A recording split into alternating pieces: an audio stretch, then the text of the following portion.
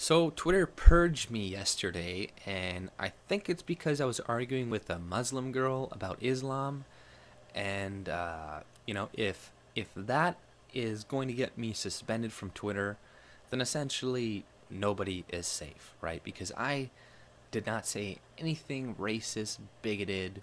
I didn't say all Muslims are evil. I didn't threaten her. I didn't dox her, anything of the sort, right? So if if I'm gonna get suspended like this, I can't even, and all I can do right now is appeal it, right? So we'll see if anybody sees that, and if it's hopefully it's not like a super left winger, because yeah, if they do look through my account, they'll be like, oh, this person is clearly like on the right, clearly does not like Islam, etc.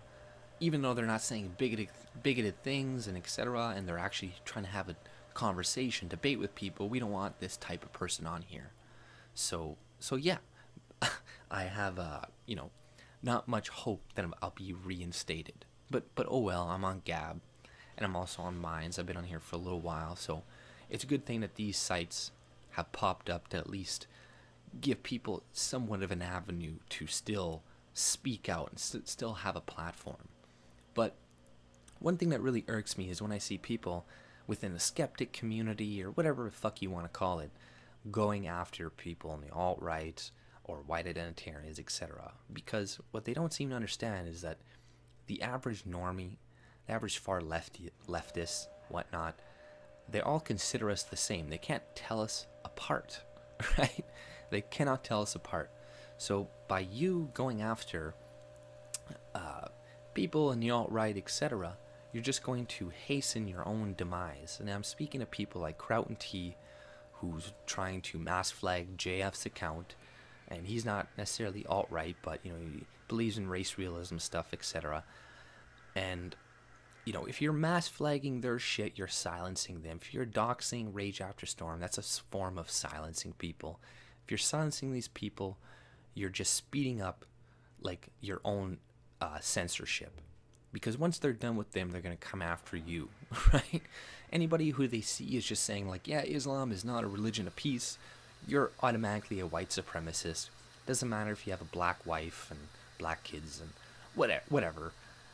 You're automatically a white supremacist to these people. So, like, don't be stupid and hasten your own demise. Like, same with Base Mama, not giving a platform to a lot of these white identitarians or whatnot, or people who just want to speak about Western civilization, right?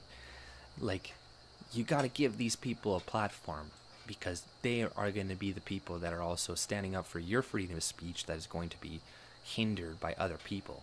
And yes, I understand that Twitter is a private company and it can, ban you, etc. And they're not necessarily taking away your freedom of speech. But I just mean, like, the platform that they give you is a big platform. You can reach a lot of people. And taking that away from people is still a big blow to them, because obviously it's a very popular site that a lot of people use. And the thing is, too, is like I was following a lot of news agencies on there, right? And it's very easy to keep track with all the propaganda the leftists are saying, etc. on Twitter, especially because you can easily follow so many news sites and just look through it, right? Whereas on a computer, and you got to go search all this shit, whatnot. And a lot of these news agencies, whatnot, are too afraid to go onto Gab, go onto Minds. So that's going to make trying to keep track of their bullshit harder. And this is another thing they want to do. They don't want people to, like, scrutinize them too hard, right? And they're going to try to remove as many avenues for you to do that as possible. And, removing me from Twitter is a good way of doing it. Because, yes, on Gab and Minds, there is less reach. But hopefully by doing this, a lot of people will go to Gab, will go to Minds. And, it will create massive echo chambers for a little while. But I think people do like to argue, right? People will be bored and stuff on Twitter eventually. They'll eventually come over to the Gab, whatever, just to see what it is and to argue with the far right. And they'll have a lot more fun on there because they're actually challenging themselves. They're not just in an echo chamber hearing the same shit. And the same on Gab, right? That's what it's going to become, an echo chamber. It already is kind of an echo chamber right now. because it's only people on the right and some people on the far right, etc., on it right now, libertarians, etc. But it's somewhat of an echo chamber on there. So we need voices of every side, because there is good opinions on the left, there is good opinions on the right, and I do think the right is right on most things because I am more conservative, but I do think there is the yin-yang aspect, right? We can't put ourselves in the fringes and then make ourselves more extreme by creating bubbles and stuff, because that's what it's going to do. If we create echo chambers, it's just going to make us more extreme, and the more extreme beliefs are going to take hold, right? So this is why universities and stuff are so insane right now, because it's fucking a huge echo chamber. That's why the kids, the university students, are just insane.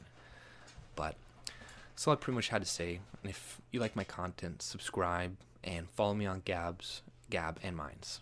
But see you later.